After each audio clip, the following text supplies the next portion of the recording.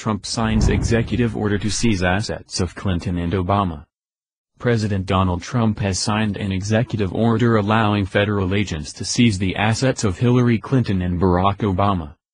In the December 21 executive order, Trump has declared that severe human rights abuses and corruption have reached such scope and gravity that they threaten the stability of international political and economic systems. "I hereby declare a national emergency to deal with that threat," Trump said. The executive order allows for the freezing of assets of U.S. nationals and foreigners who have committed severe human rights abuses, or corruption, inside or outside of the United States.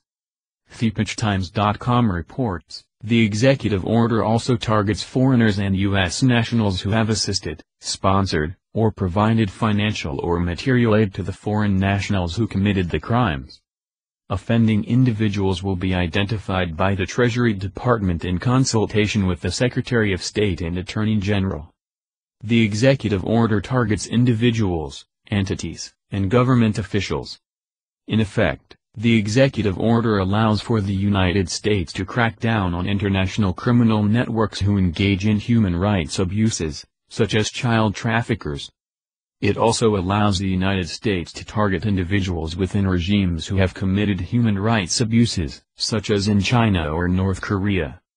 Human rights abuse and corruption undermine the values that form an essential foundation of stable, secure, and functioning societies, have devastating impacts on individuals, weaken democratic institutions, degraded the rule of law, perpetuate violent conflicts, facilitate the activities of dangerous persons, and undermine economic markets, Trump wrote in the executive order.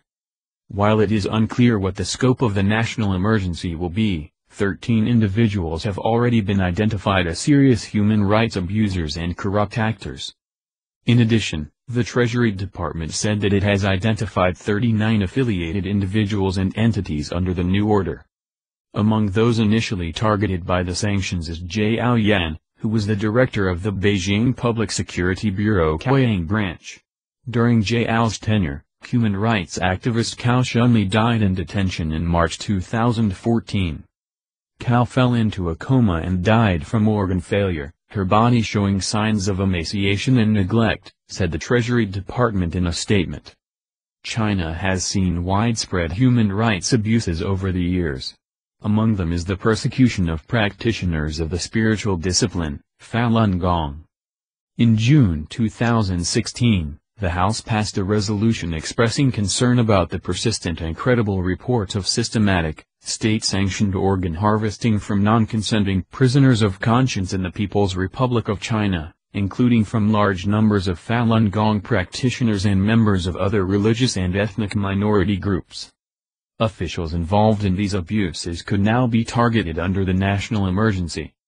It also includes Mukhtar Hamid Shah, a Pakistani surgeon specializing in kidney transplants who Pakistani police believe to be involved in kidnapping, and the removal of and trafficking in. Trump signs executive order to seize assets of Clinton and Obama.